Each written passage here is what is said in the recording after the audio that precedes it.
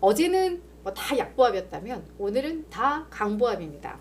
확실히 11월 들면서 미국 증시가 너무 강했잖아요. 그러다 보니까 지금 한 며칠간은 방향성 없는 그냥 숨고르기 흐름이 이어지고 있다라고 보시면 될 것 같고, 목요일에 연준에서 매우 중요시 여기는 개인 소비 지출 물가 지수가 나오기 때문에 그때까지는 좀 확인하자라는 그런 심리도 있는 것 같아요. 그래서 지금 시장 분위기가 나쁘진 않지만 그렇다고 해서 지금 막 또 뭔가 튀어오를 만한 또 강력한 재료가 또 있는 건 아니에요. 왜냐하면 실적 시즌도 좀 마무리가 됐고 이렇기 때문에. 그래서 그런 점에 있어서 지금은 약간 이 수급에 기대는 그런 장의 흐름이 이어지고 있는 것 같은데, 그러다 보니 아직은 그냥 조금만 더 확인 좀 해보자 라는 그런 심리가 우세한 것 같습니다. 다만 시장에 반가운 소식, 반갑다고 해야 되나? 이 매파 인사로 꼽히는, 연준에서도 매파 인사로 꼽히는 두 분이 오늘 조금 다른 색깔의 이야기들을 좀 했는데, 한 연준 인사가 그래도 약간 톤 다운이 됐어요. 이 매파 인사가. 그래서 그게 그나마 이제 시장에는 괜찮은데? 라는 느낌을 줬는데 확인하도록 할게요. 이 사진 속 두 분이 연준에서도 매파 인사로 분류되는 두 분입니다. 이 남성분이 크리스토퍼 윌러 연준 이사, 그리고 여자분이 정말 이 연준 안에서도 가장 매파에 속하는 미셸 바우먼, 연준 이사시죠. 이 두 분이 약간 같은 듯 하면서도 다른 듯 하면서도 이런 멘트들을 좀 했는데, 지금부터 좀 살펴볼게요. 일단 시장에서 그나마 더 반가운 소식으로 받아들인 건 우리 크리스토퍼 윌러의 멘트입니다. 자, 볼게요. 이분은 매파답게 시작은 그렇게 했습니다. 그래, 인플레이션은 여전히 높아. 그리고 둔화세가 지속될지 아직까지 이거를 확신하기에는 좀 이르다. 앞으로 나오는 데이터들을 보면서 조금 더 확인은 필요해. 늘 하던 말씀이에요. 하지만 여기에서 하지만 우리 연준이 했던 그런 정책들, 긴축 정책이 경제를 둔화시키고 인플레이션을 2%로 되돌릴 수 있는 그 좋은 위치에 있다는 것은 확신이 든다. 우리가 정책을 잘했고 이제 그 효과를 보고 있다. 그래서 좋은 위치에 있다라는 이야기를 하면서 앞으로 3, 5개월간 인플레이션 완화가 지속된다면 그때는 금리 인하를 언제 시작할지 그 시점에 대한 이제 검토도 가능할 것 같다. 그러니까 우리 지금부터 이제 금리 인하 검토해요. 이거는 아니지만 이게 인플레 완화가 3, 5개월 정도 더 진행된다면 지금은 이제 금리 인하란 말 자체를 하지 마세요. 이런 입장이잖아요, 연준이. 근데 그때 되면 금리 인하에 대한 기대감을 이야기하는 것도 가능하겠다라는 멘트를 한 거죠. 그래서 이 부분에 대해서 시장에서 이제 긴축은 끝났고 이게 한 수개월 안에 금리 인하에 대한 검토도 가능하겠는데 이런 기대감을 좀 갖게 했던 그 멘트다라고 이해를 하시면 될 것 같아요. 다만 미셸 바우먼 이사는 여전히 매우 매파적이에요. 이분은 뭐라고 했냐면, 그래, 경제 활동이 좀 둔화되고 있다곤 하지만 이 속도에 상당한 불확실성이 있어. 이게 언제 다시 강해질지 몰라 라고 이야기를 하면서 우리가 이 경제를 약간 위축시키고 그러면서 인플레를 완화시키기에 충분한 조치를 취했는지 아직은 확신할 수 없어 라고 이야기를 하면서 적시에 인플레 목표치까지 낮추기 위해서는 우리 연준이 금리를 더 인상해야 된다고 봐. 이분은 늘 했던 말 그대로입니다. 이분은 계속해서 추가 인상을 주장하고 계신 분이기 때문에 그전에 했던 그 멘트의 그 색을 그대로 하신 거죠. 다만 크리스토퍼 윌러 이사가 약간 톤 다운이 되면서 시장에서는 이제 매파 인사들도 비둘기적으로 조금씩 바뀌고 있구나. 여기에 기뻐했다라는 거 확인이 됐습니다. 자, 이제 주요 이슈들 경제 지표라던가 이런 것들도 이제 확인을 해보도록 할 텐데요. 먼저 11월 컨퍼런스 보드 소비자 신뢰 지수가 나왔습니다. 이게 전월에 집계했던 것보다 개선이 됐어요. 그죠? 그리고 시장의 예상보다도 좋았는데 소비자 신뢰 지수는 향후 경제 활동에 대한 어떤 신뢰 지수라고 보시면 될 것 같아요. 그래서 어떤 소비자 지출에 대한 어떤 선행 지표적으로 요거를 해석을 하게 되는데, 그래서 그런 점에 있어서는 나쁘지는 않았다. 근데 이제 세부 항목들을 좀 봤을 때는 여전히 경기 침체에 대한 우려가 지속되고 있다는 것은 또 확인이 됐습니다. 그래서 약간 요 컨퍼런스 보드 소비자 신뢰 지수는 그냥 중립적인 변수 정도로 저희가 해석을 할 수 있을 것 같고요. 그다음 이 9월 S&P 코어로지 케이스실러 20대 도시 주택 가격 지수 이게 나왔는데 이게 지금 8개월 연속 상승하고 있습니다. 그래서 이게 전년 대비로도 3.9% 상승한 것으로 나왔는데 그러면서 이게 거의 사상 최고치. 지금 주택 시장은 안 좋잖아요. 안 좋은데 계속 가격은 오르고 있는.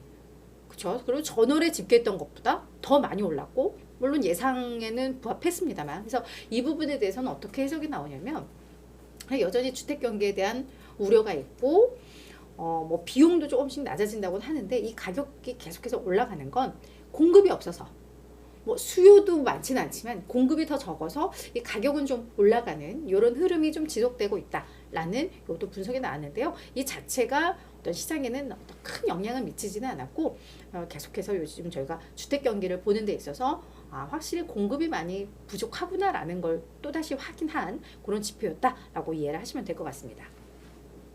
우리가 그동안 뱅크 오브 아메리카, RBC 캐피털 뭐 이제 긍정적인 이야기들 많이 했어요. 그래서 뭐 5,000, 5,100 여기 이제 우리 눈높이가 딱 가 있는데 웰스파고에서는 내년 S&P 500 목표치를 4,625로 제시했습니다.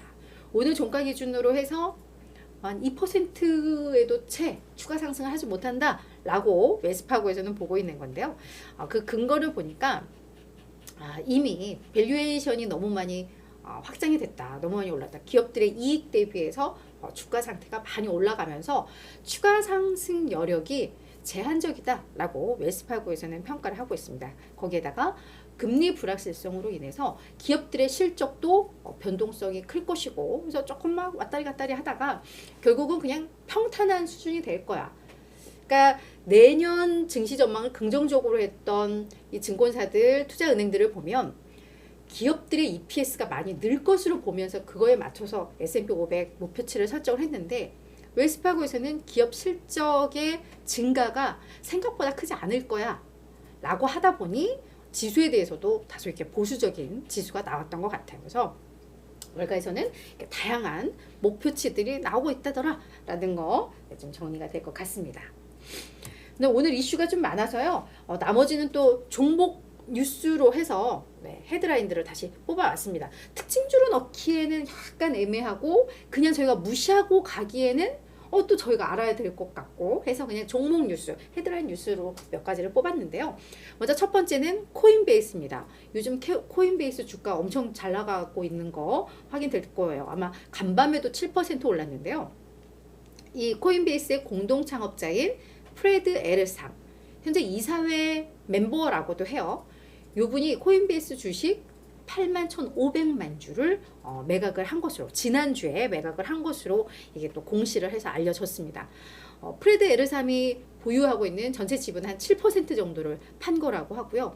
금액으로는 약 900만 달러 규모라고 하는데 근데 이게 정확히 알아야 되는 게 우리가 지금 코인베이스 주가가 많이 오르니까 내부자가 팔아버리면 이거 고점 신호구나 라고 우리가 해석을 할 수 있잖아요. 근데 그게 아니라 프레드 에르삼이 이미 지난 8월에 나 가지고 있는 주식 중에 뭐 일부는 11월쯤에 팔 거예요 라고 이미 계획을 한 거예요. 그래서 그 계획에 맞춰서 매도를 한 거니까 이거는 약간 고점 인식, 내가 고점이라고 평가해서 판 거하고는 조금의 결이 좀 달라요.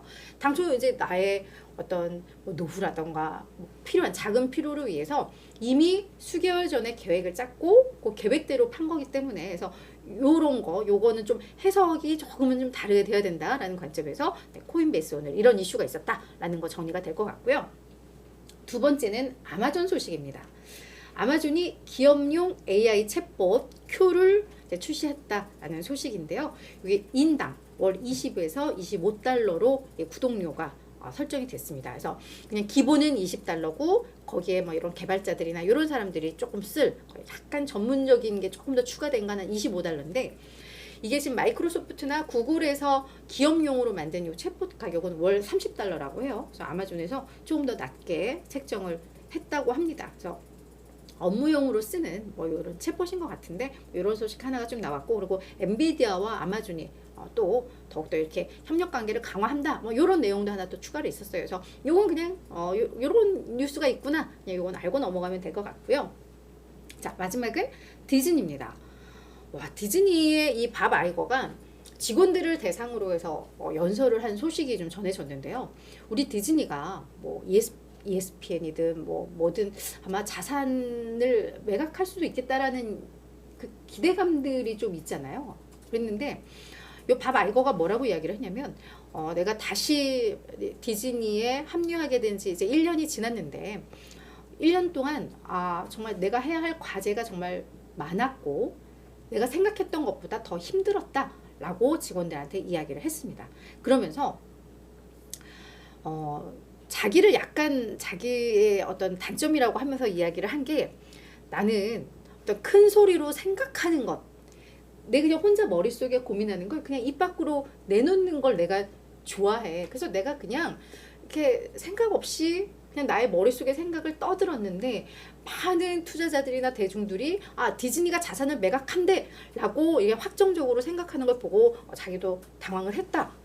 이 자산 매각 계획을 사실은 철회한 거예요. 근데 그때 그거는 내가 공식적인 게 아니라 그냥 내 머릿속에 생각을 나는 소리 높여 이야기했을 뿐이야 라고 얘기를 한 거죠. 그러니까 아마 자산 매각을 하지 않을 가능성이 높겠다라는 게 이제 또 추정이 되는 내용입니다.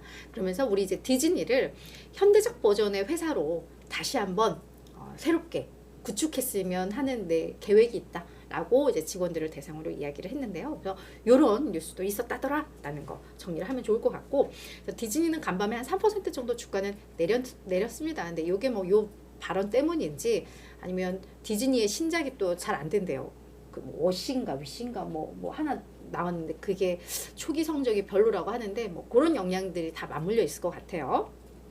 그리고 요게는 없지만 뭐 좀 안타까운 소식이기도 한데, 우리 워런 버핏의 오랜 친구이자 뭐 오른팔로 여겨지는 우리 버크셔 해서웨이의 부회장 찰리 먼거 이분께서 간밤에 아마 별세를 하신 것 같아요. 99세 나이로 이제 별세를 했다고 합니다. 그래서 이분도 이런 투자 시장에 있어서 큰 획을 그은 뭐 이런 분인데 아무래도 이 나이는 피해갈 수가 없는 것 같아요. 그래서 좀 그런 안타까운 소식도 있었다.